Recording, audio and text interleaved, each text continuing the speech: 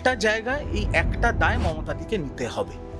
এই অভিষেককে প্রতিষ্ঠা করার জন্য, যুবরাজ করার জন্য পুরো দলটা শেষ হয়ে গেল। আমাকে আইপ্যাক শুভেন্দু বাবুর বিরুদ্ধে যা কথা বলার জন্য লিখে পাঠিয়েছিল বা যা বলেছিল ফোন করে, তার 90% কথা আমি বলিনি। আমি যদি সেটা বলতাম আজকে গুলি খেয়ে যেতাম। তখন তো তৃণমূলের অভ্যন্তরীণ একটা থ্রেট কালচার ছিল, সারা বাংলা জুড়ে তৃণমূলের একটা ভয়ের পরিবেশ ছিল। তৃণমূলের বিরুদ্ধে কথা বলার ক্ষমতা সাধারণ মানুষেরও ছিল না, আমরা যারা তৃণমূল করতাম আমাদেরও ছিল না। আর আপনি যদি চান যে আমি বা আমার মতো ছেলেরা তৃণমূল কংগ্রেস করুক, আমরা নির্ভয় করব, কিন্তু আপনি ভাইপোকে আগে বাদ দিন। যত বাংলার দুর্নীতি, সেটা গরু কাণ্ড, কয়লা কাণ্ড, শিক্ষা দুর্নীতি, আবার নতুন কাণ্ড থেকে মাটি চুরি 300 তো মাটি চুরি, শিক্ষক দুর্নীতি, ত্রাণ দুর্নীতি, বিধায়কদের সই জাল করা, উস্কানিমূলক ভাষণ, সব জায়গায় তার নাম জড়িত।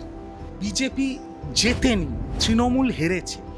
যুবরাজ বস হয়ে গেছে। আমরা যখন শুরু করেছিলাম উনি আমাদের দাদা ছিলেন, আর যেই যুবরাজ আর বস হয়ে গেছিলেন তারপর থেকে পতন শুরু হয়ে গেল। এবার আমায় করেছিল 6 বছরের জন্য সাসপেন্ড, 1.5 মাসের মধ্যে দলটাই সাইনবোর্ড হয়ে গেছে। যদি আজকে তৃণমূল ক্ষমতায় আসতো তাহলে রিজু দত্ত কেন, যত সাংসদ, যত বিধায়ক যারা এখন বিরোধিতা করছে তারাও লাইনে দাঁড়িয়ে অভিষেক ব্যানার্জির সাথে সেলফি তুলত। 34 বছর বাম ছিল, চলে গেছে। 15 বছর তৃণমূল ছিল, চলে গেছে। এখন বিজেপির সরকার এসছে। বিজেপির সরকার 10 বছর, 15 বছর, 20 বছর থাকবে। তারপর প্রকৃতির নিয়মে সেখানেও বদল হবে। আরজিকর কাণ্ডে অনেকেই মুখ খোলেনি তৃণমূলের নেতৃত্ব। আমরা যারা মুখপাত্র ছিলাম, আমাদের টিভিতে পাঠানো হচ্ছিল দলকে ডিফেন্ড করার জন্য, সেটাই আমাদের কাজ ছিল। আমি এবং আমার মতো আরও 2-3 জন মুখপাত্ররা দলের অভ্যন্তরীণ আওয়াজ তুলেছিলাম, আমাদের বসিয়ে দেওয়া হয়েছিল। শুধু আমাকে, রিজু দত্তকে নয়, বাংলার মন্ত্রীদের। এবং সেখানে দাঁড়ি, কমা, সেমিকলন চেঞ্জ করার অধিকার কারোর ছিল না। আমার বাড়ির বাইরে কেউ চোর স্লোগান দিচ্ছে, কেউ ডিম মারছে, আমার কোনো এফআইআর আছে? নেই। আমার বাড়িতে ইডিসিবি আসছে? নেই। তাহলে তো ভালোই আছে। তৃণমূলের লোয়ার লেভেলের নেতৃত্ব এবং অভিষেক বন্দ্যোপাধ্যায়ের হিটলারি শাসন, অভিষেক বন্দ্যোপাধ্যায়ের অগণতান্ত্রিক অ্যাপ্রোচ, অভিষেক বন্দ্যোপাধ্যায়ের থ্রেট কালচার দায়িত্ব নিয়ে তৃণমূল কংগ্রেসকে শেষ করে দিয়েছে। বেঙ্গল অনলাইনে আপনাদের সবাইকে স্বাগত। আজকে যার সাথে আমরা আলাপ আলোচনায় বসেছি, তিনি বর্তমানে তার রাজনৈতিক মতাদর্শ নিয়ে আপনাদের নানান মত আছে, আমাদেরও নানান মত আছে। তিনি এখন রাজনীতিকে কোন চোখে দেখছেন বা কোন পথে তিনি হাঁটতে চলেছেন, সেই বিষয়ে আজকের হবে আলাপচারিতা। আমাদের সাথে আছে রিজু দত্ত। রিজু দত্ত, তোমাকে স্বাগত বেঙ্গল অনলাইন। কেমন আছো এখন একটু শুনি। খুব ভালো আছি, খুব ভালো আছি, আমি খুব ভালো আছি। আমার বাড়ির বাইরে কেউ চোর স্লোগান দিচ্ছে, কেউ ডিম মারছে, আমার কোনো এফআইআর আছে? নেই। আমার বাড়িতে ইডিসিবি আসছে? নেই। তাহলে তো ভালোই আছে, অসুবিধা কি? সম্মানে বেঁচে আছো নিজে? একদম সসম্মানে বেঁচে আছে। কারণ ক্ষমতায় থাকার সময় আমি 2017 থেকে 2026 সাল তৃণমূলের জাতীয় মুখপাত্র ছিলাম, কিন্তু সেই সময়ও আমি ক্ষমতার অপব্যবহার করিনি, তাই আমার উপরে মানুষের রাগ নেই। সাধারণ বিজেপির যারা কর্মী, তাদের একটা তো আবেগ থাকবেই যে আমি বিজেপিকে এবং বিজেপির নেতৃত্বকে, আমি যে দল করতাম তাদের বিরুদ্ধে আমি বক্তব্য রেখেছি, ভাষণ দিয়েছি, তো তাদের একটা আবেগে প্রবণ থাকবেই। সেটাও অনেকটা কেটে গেছে। আর আমার বিরুদ্ধে তো কোনো নোংরামি নেই। মানে আমি তো কারোর জমি অধিগ্রহণ করিনি, না ইডিসিএ তো বহু দূরের কথা, আমার তো ওইসব কিছু নেই। প্লাস আমি কারোর জমি অধিগ্রহণ করিনি, কারোর বাড়ি দখল করিনি, কোনো বিজেপির কর্মীকে মারধর করিনি, কাউকে ফলস কেস দিইনি, কারোর বাড়ির মা বোনের গায়ে হাত দিইনি। তো আমার সম্মানহানি হবে কেন? এই যে বর্তমানে আমরা নিউজের পাতা খুললেই দেখতে পাচ্ছি তৃণমূলের যারা এমএলএ এমপি ছিলেন তাদেরকে সবাইকে ডিম ছোড়া হচ্ছে, কোথাও তারা ইডিসিবি দপ্তরে যাচ্ছেন। এইসব দেখে তোমার এখন মনের অবস্থাটা কি একটু যদি জানি? দেখো, এই যে ডিম ছোড়া প্রথাটা, এটার আমি কিন্তু বিরোধিতা করছি। তার কারণ হচ্ছে আমার সর্বস্তরের মানুষের সাথে যোগাযোগ আছে, সে বিজেপির সমর্থক হোক বা তৃণমূল সমর্থক হোক, সবাই একটাই কথা বলছে, প্রথম মজা নিচ্ছিলাম, এখন বাড়াবাড়ি হচ্ছে।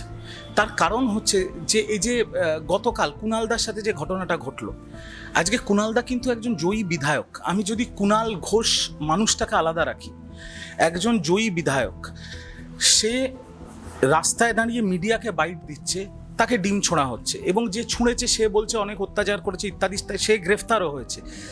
তো আমার কথা হচ্ছে, যদি কেউ অত্যাচার করে থাকে, কেউ অন্যায় করে থাকে, আপনি থানায় গিয়ে কমপ্লেন করুন, যদি অভিযোগ প্রমাণ হয় সে গ্রেফতার হবে। সেটা না করে প্রাক্তন মুখ্যমন্ত্রী মমতা বন্দ্যোপাধ্যায়ের বাড়ি, যেটা জেড ক্যাটাগরি প্রোটেক্টেড বাড়ি, তার বাইরে তার দলের জয়ী বিধায়ক মিটিং করতে গেছে, মিটিং থেকে বেরিয়েছে, তার গায়ে ডিম ছোড়া হচ্ছে। এটা এটা এটা কোনো মানে সভ্য ভদ্র গণতান্ত্রিক রাজনীতির অংশ হতে পারে না। কারণ এটা যদি চলতে থাকে, এই প্রেসিডেন্স যদি সেট হয়ে যায়, তাহলে একটা ফ্র্যাঙ্কেনস্টাইন তৈরি হবে, এটা আরও নোংরামির পর্যায়ে এটা যাবে। আমার দৃঢ় বিশ্বাস বাংলার মুখ্যমন্ত্রী শুভেন্দু অধিকারী এবং বাংলার বঙ্গ বিজেপির সভাপতি শ্রমিক ভট্টাচার্য তারা এটা সমর্থন করেন না। আমার বিশ্বাস যে তারা এটার বিরুদ্ধে আগামী দিনে কঠোর ব্যবস্থা নেবে, কারণ এটা চলতে পারে না। 34 বছর বাম ছিল, চলে গেছে। 15 বছর তৃণমূল ছিল, চলে গেছে। এখন বিজেপির সরকার এসছে। বিজেপির সরকার 10 বছর, 15 বছর, 20 বছর থাকবে। তারপর প্রকৃতির নিয়মে সেখানেও বদল হবে। এই প্রেসিডেন্সটা ঠিক হচ্ছে না। এটা হতে পারে না সভ্য সমাজে বা গণতান্ত্রিক রাজনীতিতে। এই ডিম ছোঁড়াছুড়ির কোনো জায়গা নেই। যেদিন তোমাকে সাসপেন্ড করা হলো সেই দিন রাতটা কিভাবে কেটেছিল? না, আমাকে তো 9 তারিখ সাসপেন্ড করলো। সেদিন রাতটা খুব দুঃখ পেয়েছি এবং কষ্ট পেয়েছি, কারণ আমার প্রথম রাজনৈতিক দল তৃণমূল কংগ্রেস, আর আজকের দিন অবধি আমার শেষ রাজনৈতিক দল তৃণমূল কংগ্রেস। আমি তো কোথাও যোগদান করিনি, তো সেই জায়গায় দুঃখ কষ্ট তো হবেই। কারণ আমি তো কোনো অ্যান্টি পার্টি অ্যাক্টিভিটি করিনি, তাহলে তো বহিষ্কার করতো। আমি তো দল বিরোধী কোনো কার্যকলাপ করিনি। যদি করতাম তাহলে 2রা মে রেজাল্ট বেরোনোর 2 দিন আগে মমতা বন্দ্যোপাধ্যায়ের উপস্থিতিতে অভিষেক বন্দ্যোপাধ্যায় আমাকে আর সায়নী ঘোষকে পূর্ব মেদিনীপুরে নিশ্চয়ই কাউন্টিং অবজারভার করতো না। যখন 4 তারিখ তৃণমূলের গুন্ডারা স্বঘোষিত বিজেপি হয়ে গেছিল, নিজের গায়ে গেরুয়া আবির মেখে, যখন আমার বাড়িতে চড়াও হয়েছিল, নোংরামি করছিল, বাড়ির গেটের সামনে লাথালাথি করছিল, আমার মাকে, সব তৃণমূলের গুন্ডাগুলো স্বঘোষিত বিজেপি হয়ে বিজেপির কাছে নম্বর বাড়ানোর চেষ্টা, আমার মাকে, আমার স্ত্রীকে ফোন করে অকথ্য ভাষায় উল্টোপাল্টা কথা বলছিল। তখন তৃণমূলের কোনো নেতৃত্ব আমার ফোন ধরেনি। অভিষেক ব্যানার্জি, সুমিত রায় কেউ ফোন ধরেনি। আমার সাংসদ বিধায়ক কেউ ফোন ধরেনি। তখন বারংবার ফোন করেছি, স্বাভাবিক সেটাই হবে, আতঙ্কতে। তখন যেহেতু আমি এত বছর জাতীয় মুখপাত্র ছিলাম, আমার দিল্লির বিজেপির কিছু শীর্ষস্থানীয় নেতৃত্ব এবং বঙ্গ বিজেপির শীর্ষস্থানীয় নেতৃত্বের সাথে আমার ব্যক্তিগত সম্পর্ক আছে। তাদের আমি ফোন করি, অদ্ভুতভাবে তারা 2টো রিংয়ের মধ্যে আমার ফোন ধরে, এবং তারা দায়িত্ব নিয়ে, এবং আমার লোকাল, আমার বিধানসভার যিনি বিজেপির বিধায়ক, তিনি দায়িত্ব নিয়ে আমার পরিবারকে এবং আমাকে সুরক্ষা দিয়েছে। এটা তো আমি বেইমানি করতে পারবো না। তো তাদের এই উদারতার জন্য, সৌজন্যের স্বার্থে আমি তাদের একটা ভিডিওতে ধন্যবাদ জানিয়েছিলাম। সেটা নাকি আমার মহা পাপ হয়ে গেছিলো, সেই জন্য তৃণমূল আমায় সাসপেন্ড করেছিল। এবার আমায় করেছিল 6 বছরের জন্য সাসপেন্ড। 1.5 মাসের মধ্যে দলটাই সাইনবোর্ড হয়ে গেছে। না, তৃণমূলের পরিস্থিতির জন্য আমার আর কোনো দুঃখ নেই, কারণ এই তৃণমূলের ভাঙন শুরু হওয়ার আগে আমি অনেক ক্যামেরার সামনে বলেছি আমি আর তৃণমূল করব না। আমার কোনো, যেটা সেই সময় দুঃখ কষ্ট ছিল, সেটা এখন রাগে আর ঘেন্নায় পরিণত হয়েছে। কারণ আমরা যারা, মানে আমার মতো যারা ছেলেরা আছে, এখনও তৃণমূল কংগ্রেসে ছিল বা এখনও কেউ কেউ আছে তৃণমূল কংগ্রেসে, যারা তৃণমূল কংগ্রেসে থাকাকালীন তোলাবাজি, সিন্ডিকেটবাজি, লোকের ওপরে অন্যায় করা, গরিব মানুষের টাকা মেরে দেওয়া, ঝেড়ে দেওয়া, এইসব কাজ করেন, নিঃস্বার্থে একটা দল করে গেছে, যারা রাজনীতি করতে চায়, ভদ্রভাবে সভ্যভাবে রাজনীতি করতে চায়, দেশের স্বার্থে, দশের স্বার্থে। আমরা তো এখন অথই জলে পড়ে গেছি, আমরা তো মাঝ সমুদ্রে পড়ে গেছি। আমাদের দোষটা কি ছিল? তোমাদের ভবিষ্যৎ কি? আমার ভবিষ্যৎ আমি অন্যদের জানি না। আমার ভবিষ্যৎ, এখন আমি তৃণমূলে নেই। আমি তোমার ক্যামেরার সামনে ওপেনলি বলছি, আমি তৃণমূলের বহু নেতাদের মতো দিনে 4 বার করে বিজেপিকে ফ্রেন্ড রিকোয়েস্ট পাঠাচ্ছি না, বা কোনো বিজেপির নেতৃত্বকে আমি ফোন করে বলিনি আমাকে একটু কাজ করার সুযোগ দাও, আমার কথা একটু মাথায় রেখো, বা তারাও আমাকে বলেনি একটু দাঁড়িয়ে যাও, দেখছি। তো আমি এখন চাকরি বাকরি করছি, এই বেশ ভালো আছি। বড় বড় যে ন্যাশনাল মিডিয়া, স্টেট মিডিয়া, তারা আমার বাইট নিচ্ছে, আমি আমার বক্তব্য রাখছি রাজনৈতিক বিশ্লেষক হিসেবে। আগামী দিনে যদি কোনো দল মনে করে যে রিজু দত্তকে দলে নিলে তাদের দলের ভ্যালু অ্যাডিশন হবে, বা রিজু দত্ত সেই দলের হয়ে নিঃস্বার্থে মানুষের জন্য কাজ করতে পারবে, যদি সুযোগ দেয়, কাজ করবো। আমি তো রাজনীতির ছেলে, আমি তো ফার্স্ট জেনারেশন পলিটিশিয়ান, আমার গোষ্ঠীতে কেউ রাজনীতি করেন। আমি তো এরকম না যে আমার মা বাবা নেতা মন্ত্রী ছিল, তাদের হাত ধরে যুবর পদ, লেগেছি নেই যে যুবর পদ পেয়েছি বা ছাত্রর পদ পেয়েছি বা কাউন্সিলর টিকিট পেয়েছি বা অন্য কিছু পেয়েছি। আমি ঘষে পারফরমেন্সের ভিত্তিতে এই জায়গায় পৌঁছেছিলাম। আজকের দিনে বাংলার রাজনীতিতে বা দেশের রাজনীতিতে সবাই অন্তত চেনে, এইটুকু বলতে পারি চেনে। কেউ গালাগাল দেয়, কেউ সমর্থন করে, বাট চেনে সবাই। তো যদি কোনো দল মনে করে যে ঋজু দত্তকে দলে নিলে ভ্যালু অ্যাডিশন হবে, ঋজু দত্ত মানুষের জন্য কাজ করতে পারবে, দেশের স্বার্থে কাজ করতে পারবে, তাহলে অবশ্যই কাজ করব। নাটক শেষ হওয়ার আগে অবধি স্টেজ ছাড়ছি না, পলিটিক্যাল ছেলে রাজনীতি করব। অভিষেক বন্দ্যোপাধ্যায়ের এই পরিণতি সেটা এখন কেমন লাগে দেখতে? একটা বাংলা এটা শুভাকাঙ্ক্ষী না, তিনি আমার লিডার ছিলেন, পরিষ্কার কথা পরিষ্কারভাবে বলাটাই ভালো। আমি তার আন্ডারেই রাজনীতি করতাম, কারণ মমতাদির কাছে আমাদের অ্যাক্সেস ছিল না। আমরা যা রাজনীতি করেছি অভিষেক বন্দ্যোপাধ্যায়ের আন্ডারেই করেছি।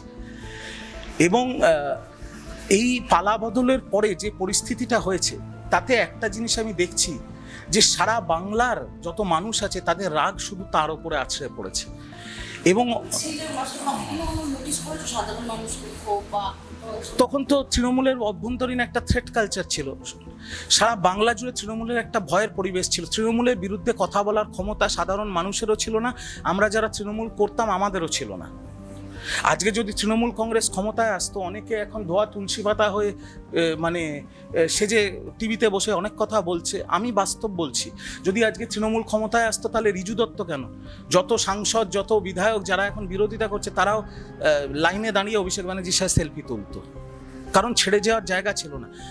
আমরা ট্র্যাপের ব্যাপার না, কোনো মানে দেয়ার ওয়াজ নো ডেমোক্রেসি, কোনো গণতান্ত্রিক স্বাধীনতা ছিল না দলের মধ্যে, ওয়ান ওয়ে স্ট্রিট ছিল, একটা থ্রেট কালচার ছিল। মানে আমি একটা উদাহরণ দিয়ে বলছি, আরজিকর কাণ্ডে অনেকেই মুখ খোলেনি তৃণমূলের নেতৃত্ব।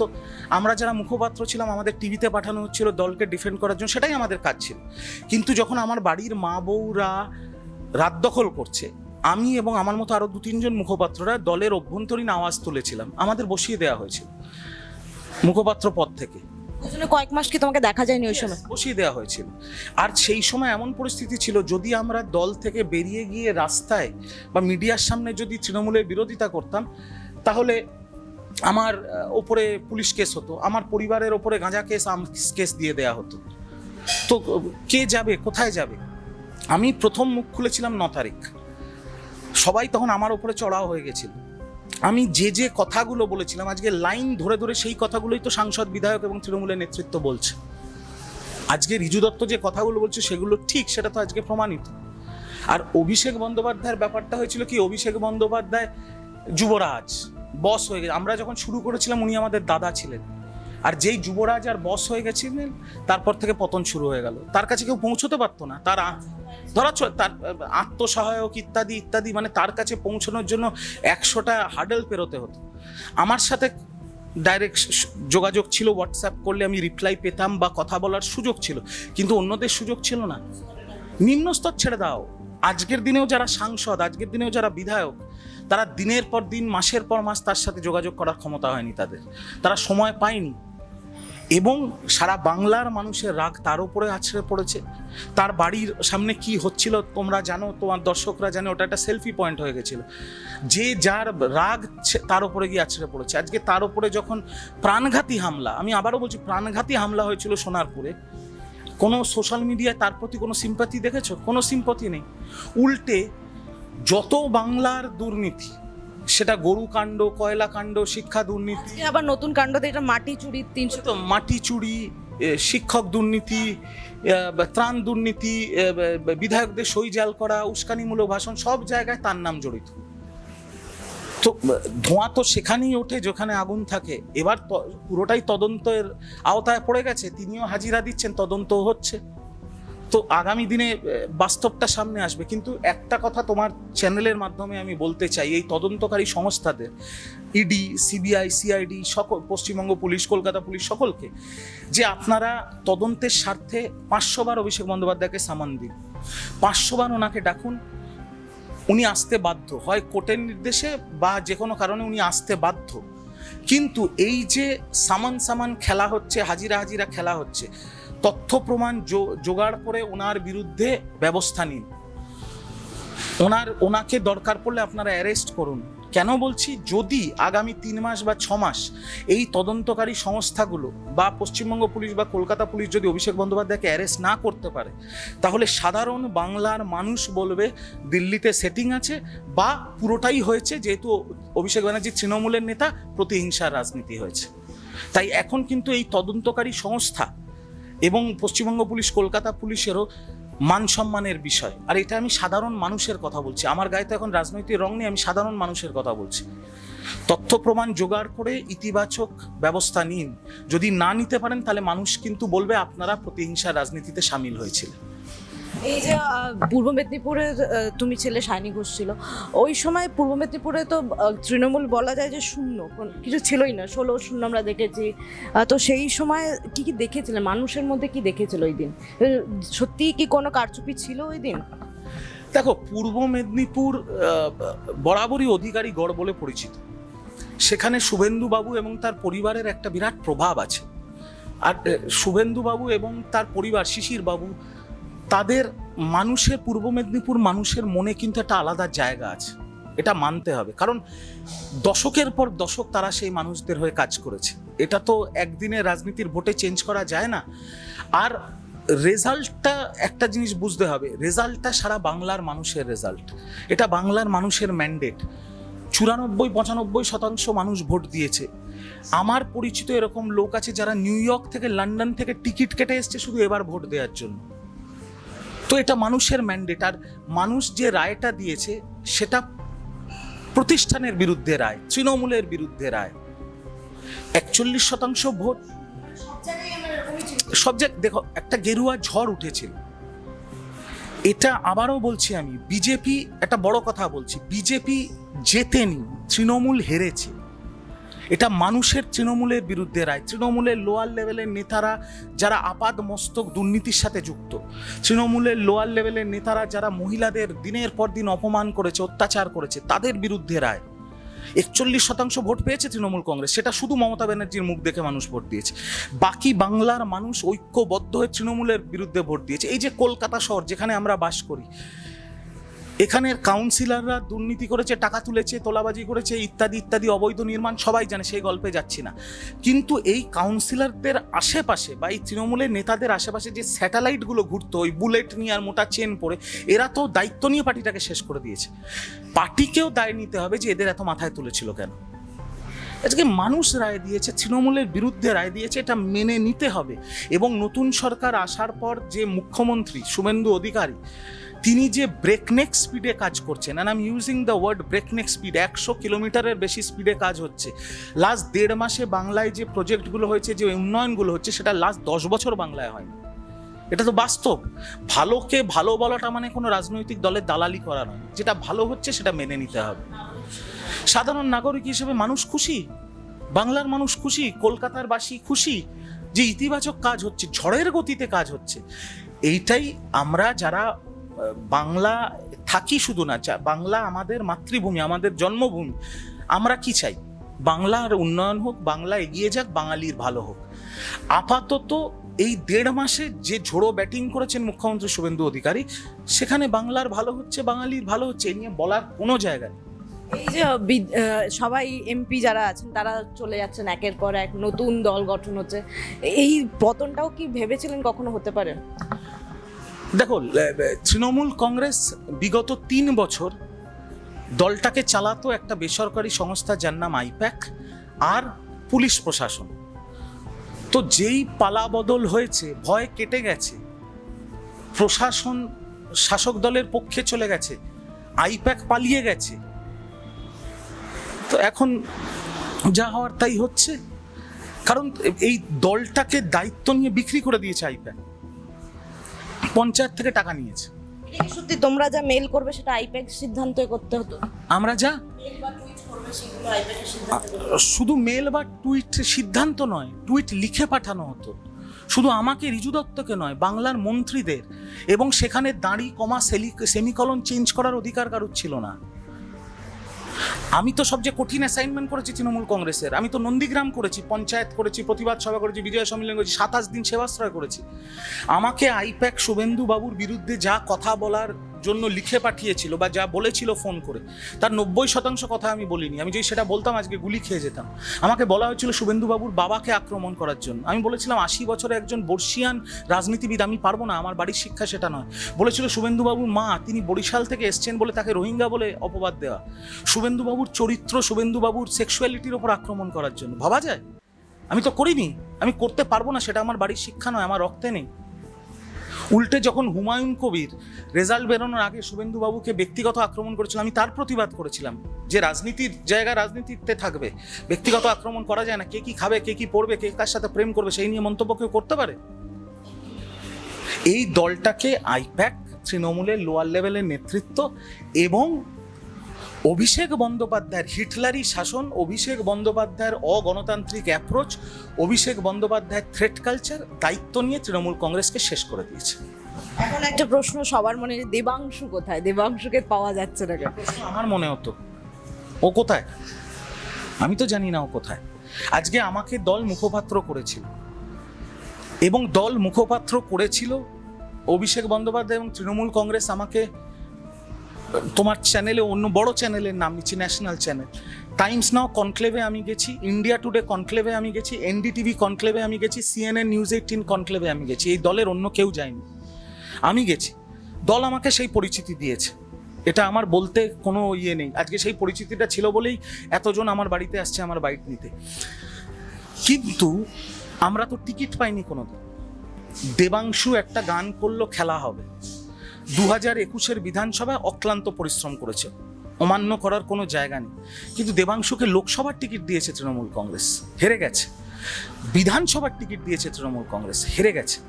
তারপরে দেবাংশুর তো উচিত ছিল অন্তত মমতাদির সাথে ধর্নায় যাওয়ার, বা অন্তত আইটি সেলের সভাপতি ছিল, অন্তত কাউন্টারটা করার।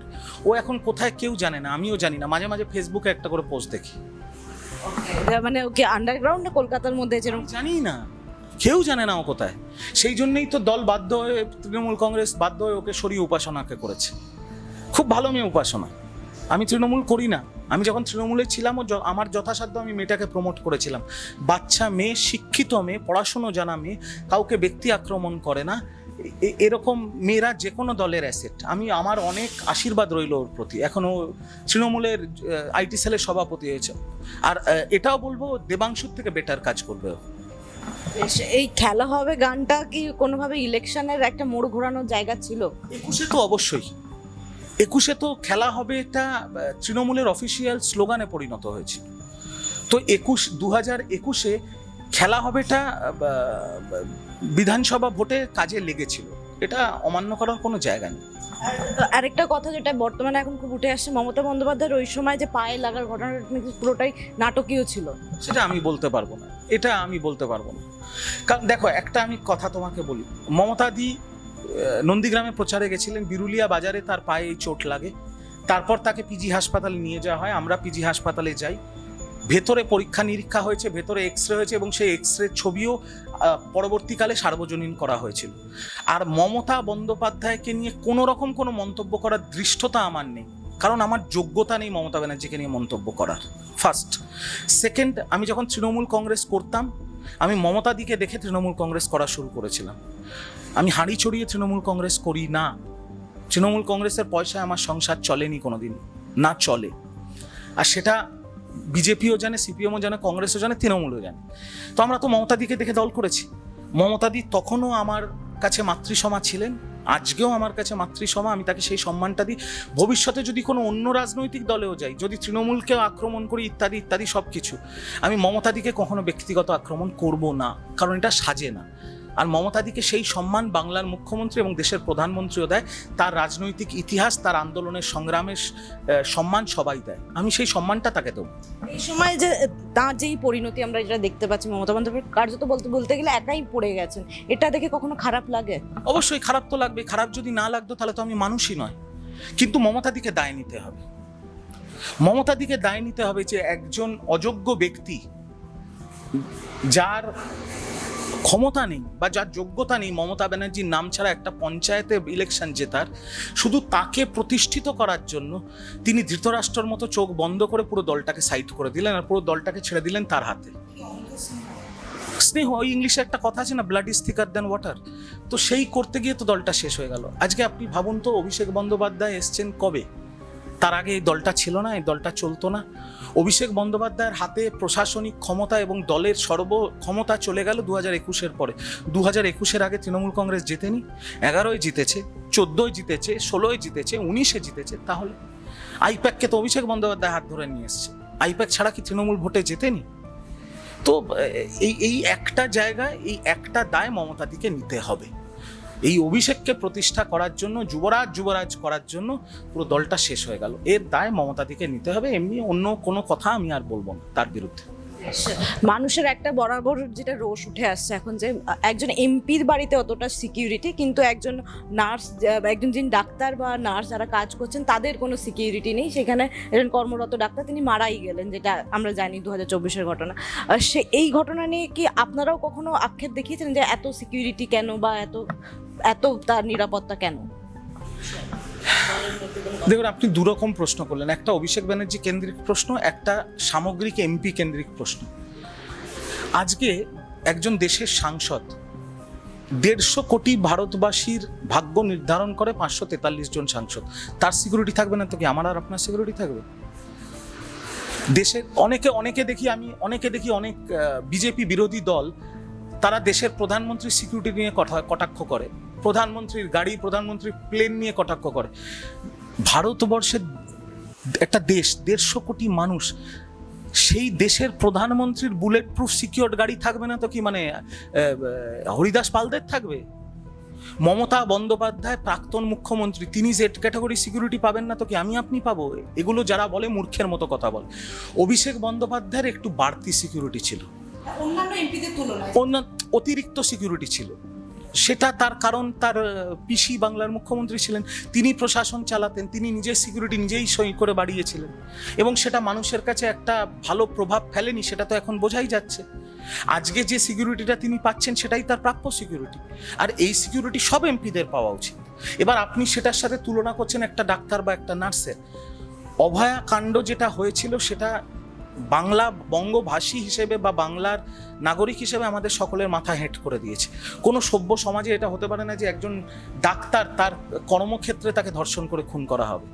এবং তারপরে যে আন্দোলন হয়েছিল সারা বাংলা জুড়ে, সেটা শুধু অভয়াকাণ্ডের জন্য, অনেকগুলো ঘটনা, রাগ জমতে মানুষের ক্ষোভের বহিঃপ্রকাশ হয়েছিল অভয়াকাণ্ড।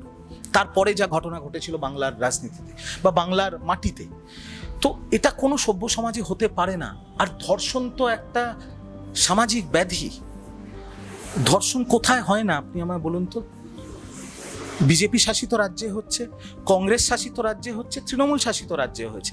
এটার দায়িত্ব, ধর্ষণ বন্ধ করতে হলে রাজ্য সরকার এবং কেন্দ্র সরকারকে কঠিন থেকে কঠিনতম আইন আনতে হবে, যাতে যে জানোয়ারগুলো ধর্ষণের মতো অপরাধ করে, আমি তাদের মানুষ হিসেবে গণ্য করি না, জানোয়ার, তাদের সভ্য সমাজে নিঃশ্বাস নেওয়ার অধিকার নেই। এবার আমরা তো ওই আরব কান্ট্রি না যে হাত কেটে দেবো, মাঝ রাস্তায় গুলি করে দেবো। এমন আইন আনতে হবে যাতে এই জানোয়ারগুলোর মনের মধ্যে এই ভয়টা ঢোকে ধর্ষণ করার আগে, যে আমি যদি ধর্ষণ করতে যাই আমার তো এই পরিণতি হবে। ওই ভয় যতক্ষণ না ঢুকবে এই জানোয়ারগুলোর বুকের মধ্যে, কেন্দ্র আইন বা রাজ্য আইনে, ততক্ষণ ধর্ষণ কোনোদিন বন্ধ হবে না। এসব বলা ডায়লগবাজির কথা, আমরা দেখে নেবো, আমরা করে নেবো। সব রাজ্যে হচ্ছে, সব সরকারের আমলে হয়, দশকের পর দশক হয়ে যাচ্ছে, আগামী দশকের পর দশক হয়ে যাবে যদি কঠোর থেকে কঠোরতম আইন না নিয়ে আসা হয়। কারণ এটা একটা সামাজিক ব্যাধি। অনেকে দেখবেন তৃণমূল আমলে কোনো ধর্ষণ হলে তৃণমূল সরকার বাজে, অক্ষম। আজকে বিজেপির সরকার আছে, আগামী দিনে যদি বাংলার কোনো একটা প্রান্তে কোনো ধর্ষণ হয়, দেখবেন অনেক লাফালাফি করে দেবে, বিজেপির সরকার কিছু করতে পারছে না, প্রশাসন ব্যর্থ, ইত্যাদি ইত্যাদি। সব বাজে কথা, এসব রাজনীতির কথা। আমার গায়ে যদি আজকে রাজনৈতিক রং থাকতো, তাহলে আমিও হয়তো একটা পলিটিক্যাল লাইন নিয়ে বলতাম। যেহেতু আমি এখন মুক্ত পাখি, আমি বাস্তবটা বলছি আপনার কাছে। সিপিএম আমলেও ধর্ষণ হয়েছে বাংলায়, তৃণমূল কংগ্রেসের আমলেও হয়েছে, তার আগে কংগ্রেস আমলেও হয়েছে, বিজেপির আমলেও আগামী দিনে হবে, হয়তো কম হবে, কিন্তু ধর্ষণ বন্ধ করতে হলে কঠোর থেকে কঠোর আইন নিয়ে আসতে হবে, যাতে মানুষের মনে ভয়টা ঢোকে। যতক্ষণ না ভয় ঢুকবে ততক্ষণ ধর্ষণ বন্ধ হবে না। শুধু বাংলায় না, সারা ভারতবর্ষে বন্ধ হবে। আমেরিকাতেও তো হচ্ছে, ইংল্যান্ডেও তো হচ্ছে, তো ফার্স্ট ওয়ার্ল্ড কান্ট্রিতেও তো হচ্ছে। আনটিল অ্যান্ড আনলেস ইউ, শুধু আরব কান্ট্রিজে হয় না কেন, কারণ ওরা জানে ধর্ষণ করলে রাস্তার মাঝখানে AK-47 দিয়ে গুলি করে দেবে বা রাস্তার মাঝখানে তরোয়াল দিয়ে ধর কেটে আলাদা করে দেবে। আমরা গণতান্ত্রিক দেশ, আমরা করতে পারবো না, কিন্তু কঠোর আইন আনতে হবে যে ওই ধর্ষণ বন্ধ করতে হয়। এই অভয়াকাণ্ডের পরেই এই তৃণমূল কংগ্রেসের ভিতটা কি আরো বেশি নড়ে গেছিল? অবশ্যই অবশ্যই, তৃণমূল হেরে যাওয়ার অনেকগুলো কারণের মধ্যে অভয়াকাণ্ড একটা বড় কারণ। কারণ এত বাংলা জুড়ে ধর্ষণ, গণধর্ষণ ইত্যাদি হচ্ছিল, মানুষের রাগ জমতে জমতে জমতে জমতে অভয়াকাণ্ডের পরে মানুষের রাগের বহিঃপ্রকাশ হয়েছিল। কেউ এটা মেনে নিতে পারেনি। দেখুন, অভয়ার মা জয়ী হয়েছেন, তাকে আমার শুভেচ্ছা রইল। তিনি শাসক দলের বিধায়ক, আরজি করের ফাইল আবার খুলছে। আমি আশা করব যে অভয়া যাতে ন্যায় পায়। আমি একটা বিতর্কিত মন্তব্য করছি, প্রচুর লোকে গালাগালি করবে আপনার চ্যানেলে। আমার শুধু কষ্ট হয় ওই অভাগা মেয়েটার জন্য, অভয়ার জন্য, আর কারোর জন্য আমার মনে অত কষ্ট না। ওই ব্যক্তি অভয়ার জন্য আমার কষ্ট। আজকের দিন অবধি মেয়েটা ন্যায় পায়নি, 2 বছর হতে গেল। আমার সাথে তুমি এটা অ্যাগ্রি করছো? কিন্তু অভয়াকাণ্ডকে কেন্দ্র করে তার সহপাঠীরা 4.5 কোটি টাকা তুলে নিয়েছে QR কোডে, অ্যাগ্রিড। অভয়াকাণ্ডকে কেন্দ্র করে প্রচুর পোর্টাল তাদের TRP বাড়িয়ে নিয়েছে, ইউটিউব থেকে টাকা কামিয়েছে। প্রচুর অভিনেতা, অভিনেত্রী, মডেল, ডিরেক্টর, প্রযোজক রাস্তায় হেঁটে তাদের সিনেমার প্রমোশন করেছে তো। প্রচুর বড় বড় স্টেট চ্যানেল তারা তাদের কর্মীদের অ্যাপ্রিসিয়েশন দিয়েছে। সবার ফায়দা হয়েছে। অভয়ার লাশের ওপর দাঁড়িয়ে সবাই নিজের ফায়দা করে নিয়েছে। মেয়েটা কি ন্যায় পেয়েছে? এবং আরেকটা আমার এখানে মন্তব্য আছে, এই সরকার আসার পর অভয়ার তদন্তে যে পশ্চিমবঙ্গ পুলিশ যারা ইনভলভ ছিল তাদেরকে সাসপেন্ড করা হয়েছে। ওই IPS ইন্দিরা থেকে শুরু করে IPS বিনীত গোয়েলকে সাসপেন্ড করা হয়েছে, তাদের এগেনস্টে ডিপার্টমেন্টাল প্রসিডিং হচ্ছে। পশ্চিমবঙ্গ পুলিশ 24 ঘন্টার মধ্যে সঞ্জয় রায়কে গ্রেফতার করে, কিন্তু তারপরে 52 দিন তদন্ত করে CBIও সঞ্জয় রায়কেই দোষী সাব্যস্ত করেছে। CBI তো পশ্চিমবঙ্গ সরকারের অধীনে নয়, তাহলে CBI তদন্ত যে পুলিশ অফিসাররা করেছিল তারা সাসপেন্ড হবে না কেন? এই প্রশ্নটা উঠবে না? তারা এমন 52 দিন তদন্ত করে এত পুলিশের উইটনেস, এত ডাক্তারদের উইটনেস নিয়ে এত মোটা 1500-1600 পাতার চার্জশিট তৈরি করে কেন সঞ্জয় রায়ের ফাঁসি ছিনিয়ে আনতে পারলো না কোর্টের থেকে? এটা কি ভেবে দেখার বিষয় নয়? আমি এখনো চাই, খাতা আবার খুলেছে, আরজি কর কাণ্ডের খাতা, অভয়ার তদন্ত আবার শুরু হয়েছে। অভয়ার মা এখন শাসক দলের বিধায়ক, অবশ্যই তদন্ত গতি পাবে। CBI 2 দিন আগে মনে হয় আরজি করে গেছিল। আমি ভগবানের কাছে প্রার্থনা করি, যা করা হোক, যারা যারা যুক্ত সব কটাকে আইনের আয়ত্তায় এনে মেয়েটা যেন ন্যায্য তার ন্যায় পায়। আর শুধু তারা না, যারা এই চক্রান্তের সাথে যুক্ত ছিল, যারা ভাঙচুর চালিয়েছিল, মনে পড়ে কার নেতৃত্বে হয়েছিল ভাঙচুর, কোন পলিটিক্যাল লিডার ইনভলভ ছিল, কোথাকার ছেলেরা ছিল, কেন প্রমাণ লোপাট করার জন্য এই ভাঙচুর হয়েছিল। যখন তদন্ত হবে সবাইকে যেন তদন্তের আয়ত্তে আনা হয়, কারণ যে ধর্ষণ বা খুন করেছে সে যেমন দোষী, যারা এই ষড়যন্ত্রের সাথে যুক্ত তারাও সমান দোষী, আর যারা প্রমাণ লোপাট করার চেষ্টা করেছে তারা আরও বড় দোষী। কেউ যেন রেয়াত না পায়, এটা আমি আশা করব বর্তমান সরকার এবং CBI এর কাছে। এই যে এই সময় এত কথা, এত ক্ষোভ উগড়ে দিচ্ছে, কোনোদিনও ফোন এসেছে কোনো যে এটা নিয়ে কেন কথা হচ্ছে বা থ্রেট কল কোনো এসেছে এর মধ্যে? বিজেপি আমাকে কোনো থ্রেট করেনি, বিজেপির থেকে আমার কোনো থ্রেট কল আসেনি, অন্য কোনো দল থেকে কোনো থ্রেট কল আসেনি। সোশ্যাল মিডিয়ায় আমার পুরনো দল, যে দলের ছেলেপুলেরা দাঁড়িয়ে থাকতো স্টেজের নিচে আমার সাথে সেলফি তোলার জন্য পায়ে হাত দিয়ে প্রণাম করতো, তারা গালাগাল করছে, তারা গালমন্দ করছে, তারা ব্যঙ্গ করছে। কিন্তু আমি তাদের বলতে চাই, কতজনকে গদ্দার বলবি, কতজনকে গালাগাল দিবি? সাংসদও চলে গেছে, বিধায়কও চলে গেছে, কর্মীরাও চলে গেছে, দলটা সাইনবোর্ড হয়ে গেছে। আর যারা বেশি মাতব্বরি করছে আগামী দিনে সেগুলো জেলে যাবে এই মাতব্বরি করার চক্করে। কারণ আপনি নাম করে পাবলিক ডিফামেশন করছেন, এটাও একটা ক্রিমিনাল অফেন্স। এই যে স্বরূপ বিশ্বাসকে নিয়ে এত কথা, বা আমরা গতকালই দেখলাম অনন্যা ব্যানার্জির বাড়িতেও যে পার্টি অফিসের একটা বিশাল লাক্সুরিয়াস ব্যাপার স্যাপার, এগুলো কি আগে কখনো জানতে পার? অবশ্যই আমি জানতে পারতাম না। তুমি তো আমার বাড়িতে এসছো, তুমি আমার ইন্টারভিউ নেওয়ার আগে আমার অফিসে বসেছিলে, আমার অফিসের অবস্থা তুমি দেখেছো। আমি এখনো অফিসটা তৈরি করতে পারিনি, কিন্তু যা বেরিয়ে আসছে, যেহেতু আমি এত বছর এই দলটা করেছি, লজ্জায় আমার মাথা হেঁট হয়ে যাচ্ছে। প্রতিটা কাউন্সিলরের যখন বাড়িতে ঢোকা যাচ্ছে বা দরজা ভাঙা হচ্ছে, সেখানে বিছনা থাকবে কেন রে ভাই? সেখানে অন্য সব ওই সব জিনিস থাকবে কেন?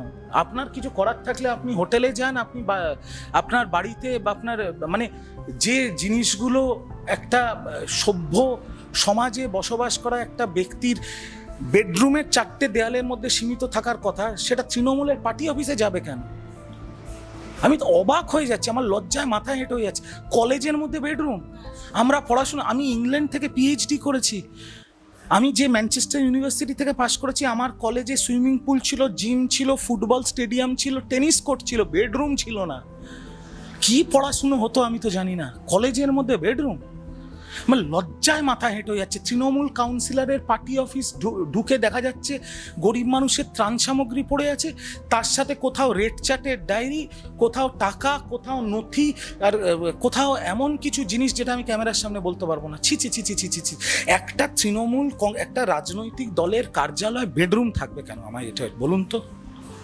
এটা আমার, এর কোনো জবাব আমার কাছে নেই। এই সব কারণের জন্যই তো আজকে এই দিনটা দেখতে হচ্ছে। চোর স্লোগান শুনতে হচ্ছে, ডিম ছোড়াছুড়ি হচ্ছে, ডিম খেতে হচ্ছে। কি বলবে বলুন তো? এই কলেজের এই যারা নেতারা ছিলেন, দাদারা যাদের বলা হয়, তারা এখন বর্তমানে করে তারা আপনাদের কর্মী মিটিংয়ে আসছেন? জানি না, সব পালিয়ে গেছে, সব হাওয়া হয়ে গেছে। আসলে আমরা বারংবার দলের অভ্যন্তরীণে এই কথাটা তুলেছিলাম যে ইলেকশন করা হোক।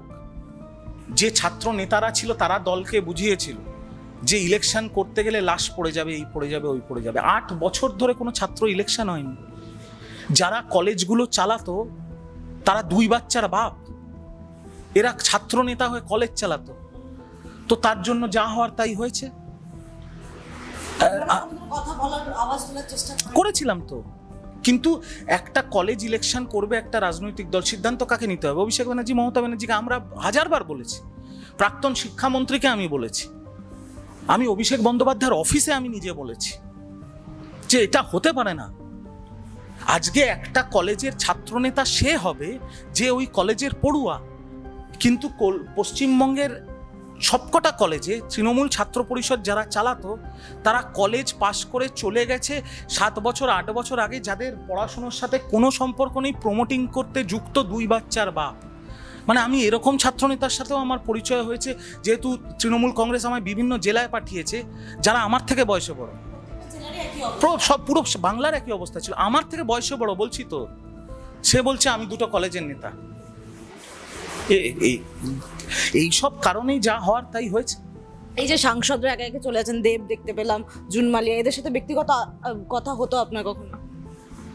জুন্দি আমার পার্সোনাল পরিচিত, অত্যন্ত ঘনিষ্ঠ সম্পর্ক জুন্দির সাথে, শুধু নয় ওনার ছেলের সাথেও। দেব আমার বন্ধুস্থানীয়, রচনাদিকে আমি খুব ভালো করে চিনি। সবাই, আমি 15 বছর একটা দলে ছিলাম, প্লাস শুধু রাজনীতি নয়, রাজনীতির বাইরেও কলকাতার সমাজে রিজু দত্তের একটা জায়গা আছে, একটা পরিচিতি আছে। রিজু দত্তের পরিবারকে মানুষ চেনে। আমার রিজু দত্তের পরিচিতি শুধু তৃণমূল কংগ্রেসের জন্য নয়। অফকোর্স, এমন কোনো আপনার টলিপাড়ায় এমন কোনো মানে বড় মাপের প্রযোজক বা নির্দেশক বা এমন কোনো অভিনেতা অভিনেত্রী নেই যে আমাকে পার্সোনালি চেনে না বা যাকে আমি পার্সোনালি চিনি না। তার সাথে তৃণমূল কংগ্রেস বা রাজনীতির কোনো সম্পর্ক নেই। কিন্তু তৃণমূল কংগ্রেস এবং মমতা বন্দ্যোপাধ্যায়কে একটা দায় নিতে হবে, সেটা হচ্ছে এই যে হোলসেলে গায়ক গায়িকা, নায়ক নায়িকাদের ঢুকিয়ে বিধায়ক সাংসদ করা হয়েছিল, এটা ভুল সিদ্ধান্ত ছিল। কারণ যারা নায়ক বা যারা নায়িকা বা যারা গায়ক বা গায়িকা, তাদের শিল্পী সত্তাকে আমি সম্মান জানাই। অভিনেতা দেবকে আমি মাথায় তুলে রাখি, অভিনেতা জুন মালিয়াকে আমি অত্যন্ত সম্মান করি, কিন্তু রাজনীতি is a different ball game. আজকে আমাকে যদি বলা হয় একটা সিনেমায়, আমাদের তৃণমূলেরও অনেক নেতা এই দিদিকে খুশি করার জন্য তো সিনেমায় সিরিয়ালে ঢুকে গেছিল, যারা পলিটিশিয়ান নায়ক নায়িকা হওয়ার চেষ্টা করেছিল। এটা অনন্যা ব্যানার্জির ক্ষেত্রেই দেখতে পাই। আমি নাম নিচ্ছি না, কিন্তু খুব একটা সফল হতে পারেননি তো, কারণ সব কিছুর জন্য একটা দক্ষতা লাগে তো। আজকে আমি 15 বছর রাজনীতি করেছি, আজকে আমার থেকে ভালো রাজনীতি বা আমার থেকে বেশি রাজনীতি আজকে টলিপাড়ার কোনো অভিনেত্রী বা অভিনেতা বোঝে কি? এটা কি হতে পারে?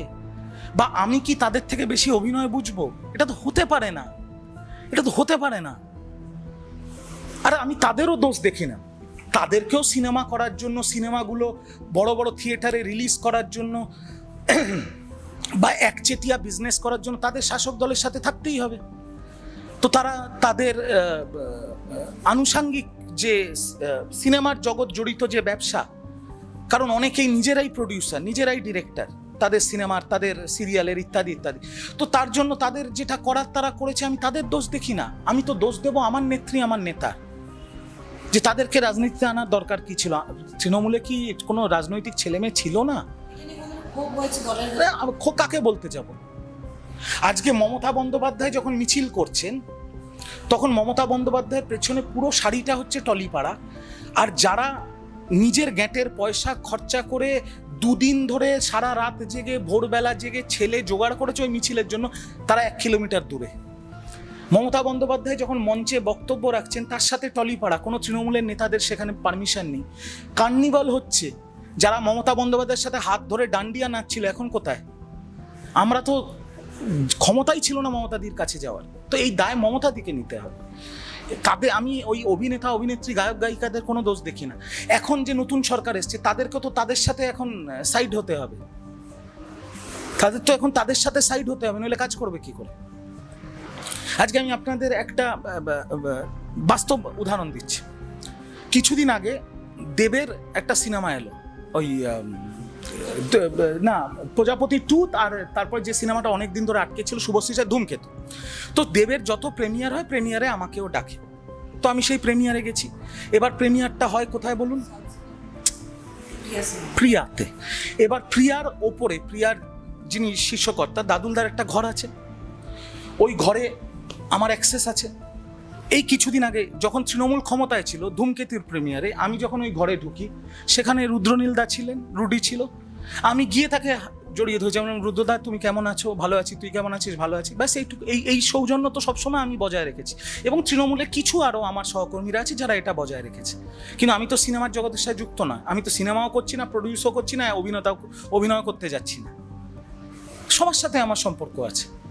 এই সৌজন্যটা নষ্ট হয়ে গেছিল তৃণমূল আমলে। আর বাকি যে গায়ক গায়িকা, নায়ক নায়িকা, তাদের আমি দোষ দিই না, আমি আমার নেতৃত্বকে দোষ দিই তাদেরকে বিধায়ক সাংসদ করার জন্য, কারণ তাদের পলিটিক্যাল অ্যাকিউমেন্ট নেই বিধায়ক সাংসদ হওয়ার।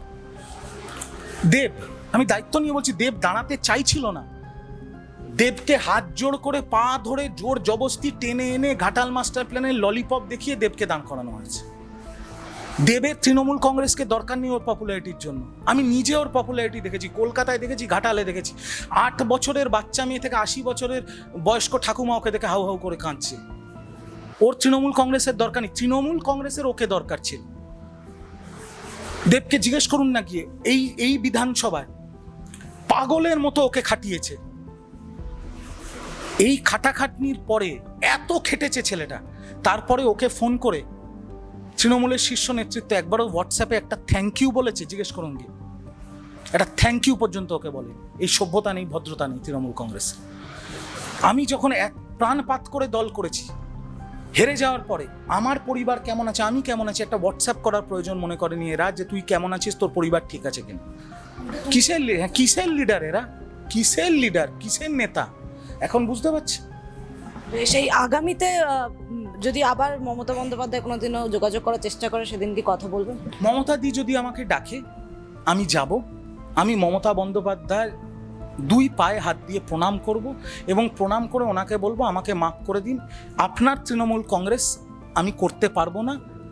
আর আপনি যদি চান যে আমি বা আমার মতো ছেলেরা তৃণমূল কংগ্রেস করুক, আমরা নির্ভয় করব, কিন্তু আপনি ভাইপোকে আগে বাদ দিন। সারা বাংলার মানুষ আপনাকে দেখে ভোট দেয়, সারা বাংলার মানুষ তৃণমূল করেছে আপনাকে দেখে।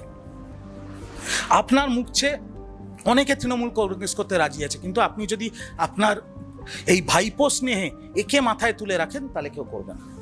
এই সময় কি বিজেপির কোনো নেতা আপনাকে ফোন করেছিল যে না আমি বলছি, আমি কারোর সাথে যোগাযোগ করিনি, মেসেজ করে কেমন আছেন বা কিছু এসব বিষয়ে? আমিও কাউকে করিনি, তারাও আমাকে করেনি। নতুন সরকার এসছে, তারা একটা পলিসি নিয়ে কাজ করছে, শাসক দল একটা নতুন পলিসি নিয়ে চলছে, সেখানে আমি কেন মেসেজ করতে যাব তাদের? আপনাকে মেসেজ করেছিল না খোঁজ নেওয়ার জন্য? অনেকের ব্যক্তিগত যোগাযোগ আছে, কিন্তু তাদের সাথে আমার কোনো রাজনৈতিক কথা হয় না, আর আমি কথা বলতেও চাই না। আমি যদি রাজনীতি করি, মাথা উঁচু করে সসম্মানে রাজনীতি করব। আমি যদি এখন বিজেপি নেতৃত্বকে ফোন করে বলি আমার কথা ভেবো, আমার ইয়ে করো, তো আমি তো আমার জায়গাটাই নষ্ট করছি, ডিগনিটিটা নষ্ট করছি। আমি সসম্মানে রাজনীতি করব, আমার কোনো রাজনীতি করার দরকার নেই আমার সংসার চালানোর জন্য। তো সেই জন্যে আমি যদি রাজনীতি করি, আমি দশের স্বার্থে, দেশের স্বার্থে করব। কোনো রাজনৈতিক দল, আবারও বলছি, যদি মনে করে বিজেপি হোক বা অন্য যে কোনো দল, যে রিজু দত্তকে আমরা একটা সুযোগ দেব কাজ করার, শিক্ষিত ছেলে, ভালো ব্যাকগ্রাউন্ডের ছেলে, আর রিজুকে নিলে আমাদের পার্টিতে ভ্যালু অ্যাডিশন হবে, ওকে যদি আমরা কোনো দায়িত্ব দিই তাহলে 10টা লোকের ভালো হবে, তাহলে অবশ্যই আমি করব। কিন্তু আমি নিজের থেকে তাদেরকে বারবার ফোন করে, মেসেজ করে, ডিস্টার্ব করে নিজের মান সম্মান আমি খোয়াতে চাই না, আর তাদেরকেও আমি বিব্রত করতে চাই না। ব্রতদায়ের মধ্যে কোনো যোগাযোগ করেছিলেন? আমি কারোর সাথে কোনো যোগাযোগে নেই, আমি নিজের মতো আছি, আর আমি এই বেশ ভালো আছি। ওই একটা ছিল না, আমি নিজেকে নিজের মতো গুটিয়ে নিয়েছি, ঠিক ওই আমি নিজেকে নিজের মতো গুটিয়ে নিয়েছি, কিন্তু রাজনীতির ছেলে, রাজনীতি করছি, আগামী দিনেও বুক চিতিয়ে করবো, আর আমি এই বেশ ভালো আছি। ধন্যবাদ আমাদের সময় দেওয়ার জন্য। আগামীতে আরো নতুন নতুন মতাদর্শ আপনার থেকে আমরা জানবো। নতুন পথ চলার জন্য রইল অনেক শুভকামনা। আর এরকম সমস্ত আপডেটের জন্য অবশ্যই চোখ রাখুন বেঙ্গল অনলাইনে। Thank you so much.